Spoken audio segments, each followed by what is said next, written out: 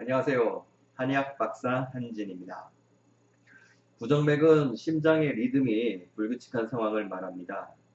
심장은 온몸 구석구석 신선한 혈액을 내보내주는 역할을 하는데요. 심장의 리듬이 불규칙하면 혈액 공급에 차질이 생기게 됩니다.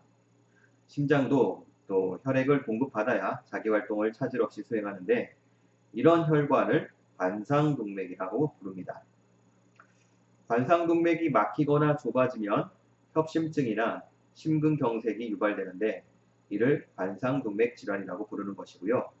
뇌혈관에도 영향을 주는데 심장 리듬의 이상으로 혈전이 생기고 이 혈전이 뇌혈관을 막히게 할 수 있죠. 그러면 뇌경색이나 뇌출혈 같은 중풍을 유발하게 되는 것이니 부정맥이 나타나면 이런 질환이 유발되지 않게 조기에 관리하고 치료할 필요가 있는 것입니다.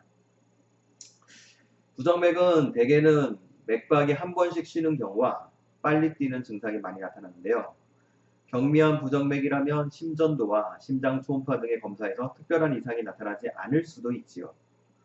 왜냐하면 검사 당시에 심장의 이상이 나타나야지만 검사 결과에 나타날 것이기 때문이죠. 이를 통해서 진단할 수 있는 것이고요. 부정맥으로 한의원에 찾아오는 유형은 우선 심장에 이상이 발견되지는 않았지만 리듬이 불규칙한 경우, 또 어릴 적부터 판막에 이상이 있었지만 잘 모르고 지내다 나중에 발견한 경우, 심방세동을 진단받은 경우, 또 부정맥으로 중풍 등의 합병증이 나타났고 이들의 재발을 막기 위해서 찾아오신 경우 등입니다. 판막이란 심장에 있는 막으로 혈액의 역류를 방지하는 역할을 합니다. 심방세동은 평소에는 심장에 큰 무리가 없다가 심장의 리듬이 매우 불규칙하고 빨리 뛰는 상황을 말합니다. 심장박동의 이상이 짧게 나타나기도 하지만 길게 나타날 수도 있는데요. 만성화되면 혈전을 생성하게 되고 혈전이 뇌졸중을 유발하는 인자도 또 알려져 있죠. 많은 뇌졸중 환자에게 보이는 소견이 술, 담배를 10년 이상 꾸준히 많이 하였고 또 심방세동을 가진 경우가 많습니다. 그만큼 심방세동이 있으면 뇌졸중에 걸릴 확률이 높아진다는 의미이죠. 부정맥 증상이 있으면 가슴 답답함, 가슴 두근거림, 어지러움 등이 나타나는데요.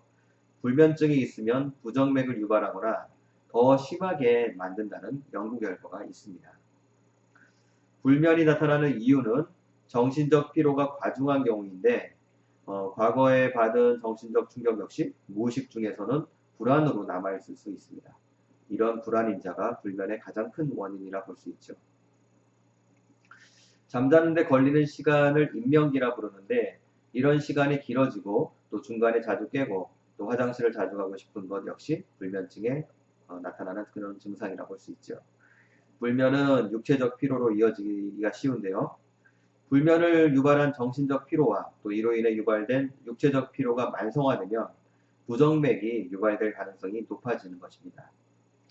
부정맥이 생긴 이후에 가슴이 답답하고 두근거리는 증상이 심해지고 또 이런 증상이 야간에도 이어진다면 당연히 숙면을 방해할 것입니다.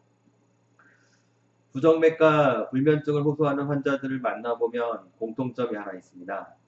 위장 기능이 현저하게 떨어져 있다는 것이죠. 설령 과거에 소화가 잘 된 사람도 부정맥이 발병한 시점 그 언저리부터는 위장 기능이 떨어진 상태가 또 이어지기도 합니다.